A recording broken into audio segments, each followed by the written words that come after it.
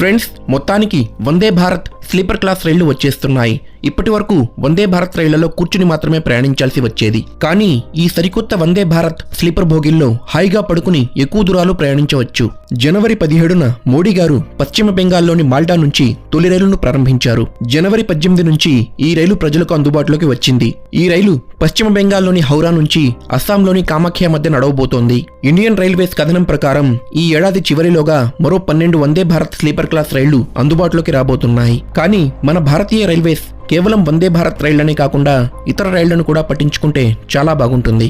ఎన్నో రైళ్లలో కనీస సదుపాయాలు ఉండడం లేదు. నేను గత ఏడాది సెకండ్ క్లాస్ ఏసీ టికెట్ తీసుకుని నెల్లూరు నుంచి కేరళలోని కొచ్చి వరకు ప్రయాణించాను. నాకు కలిగిన అనుభవం ప్రకారం నా సెకండ్ క్లాస్ ఏసీ కోచ్లో ఏసీ కూడా సరిగా పనిచేయలేదు. బాత్రూంలు ఘోరాతి ఘోరంగా ఉన్నాయి. ట్రైన్ మొత్తం ఏదో వాసనతో పాడుబడ్డ భవనంలోకి వచ్చినట్లు అనిపించింది. అంత రేటుకు సెకండ్ క్లాస్ ఏసీ టికెట్ కొన్న నాకు ఆ డబ్బులు మొత్తం వృధా అయ్యాయా అనిపించింది. ఈ వీడియోపై మీ అభిప్రాయాన్ని కమెంట్స్ ద్వారా తెలియజేయండి ఫ్రెండ్స్. అలాగే మన ఛానల్ని సబ్స్క్రైబ్ కూడా చేసుకోండి.